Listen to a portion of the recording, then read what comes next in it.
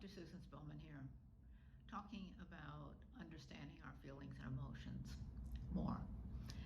And today I'd like to talk about fear and all the things that are related to fear. I'm basing a lot of this on Brené Brown's new book, Atlas of the Heart, as well as my own experience as a psychologist for over 35 years, working with lots of people around feelings, emotions, ways to overcome these feelings, to move on, to learn what they have to say to us so that we can let go of the specific feeling and move on to a more thriving way of being. So today I'd like to focus on fear, and fear about the Omicron variant and what that's going to do and what is going to happen, and especially around children. I've read recently a number of articles around children going back to school, whether children should go back to school, and that sort of thing. And the research that's been done so far indicates that children actually do well in school. Not only physically do they rarely get a case of COVID, but of course they are in a social environment where they have interaction with their friends, they get to share their feelings, they get to play, all the kinds of things that are normal in childhood development, and that has been lacking really over the last 2 years for many, many children. So the evidence seems to indicate that school is a benefit, and going back to school, physically going back to school, is a benefit to children. So then we get to the fear part. The fear, you can feel the fear in the United States. People are so afraid of this variant, even though, again, the research is showing that it's less severe than the Delta variant, especially given the fact that many people are vaccinated already. But the fear is out there. You know, what's going to happen? Should we open school? Should we close school? You know, what's good for everybody? What's good for the school? What's good for the teachers? What's good for the children? And there's so much fear. And so if we look at that fear, let's just look at that for a minute. Kind of intellectually look at it.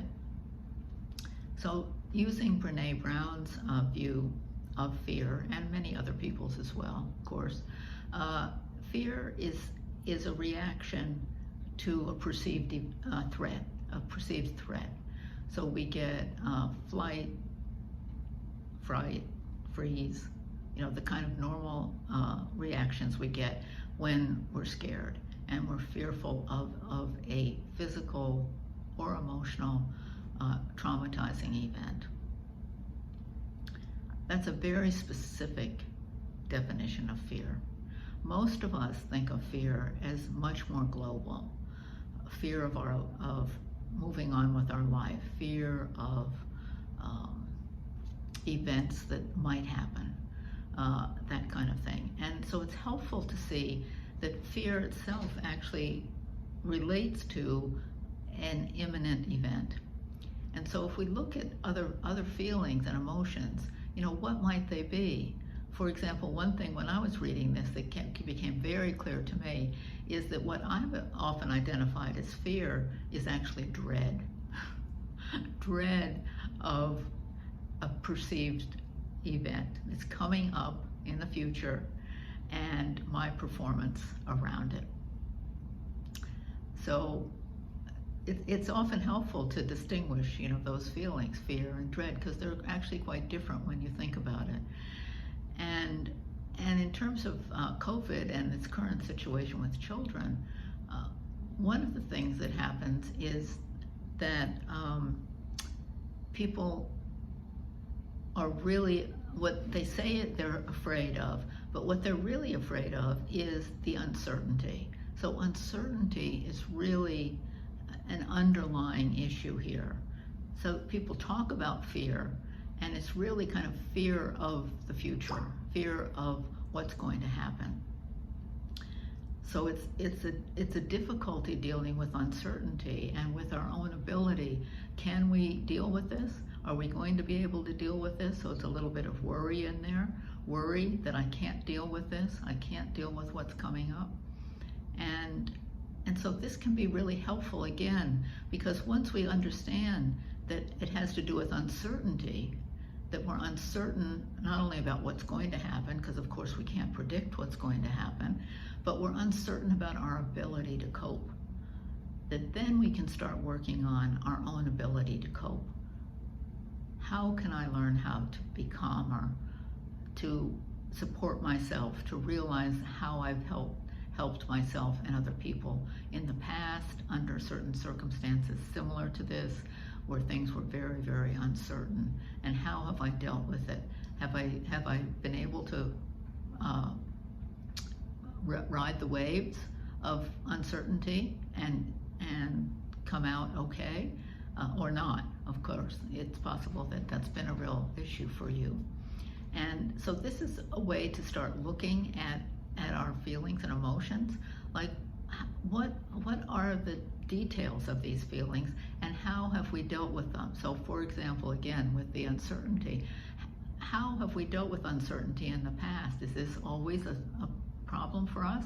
When things are uncertain, we get very kind of anxious and insecure, don't have much self-confidence that we can handle it, and or do we sometimes feel like we can handle what comes up? We can handle it, we can learn how to handle it, that kind of thing.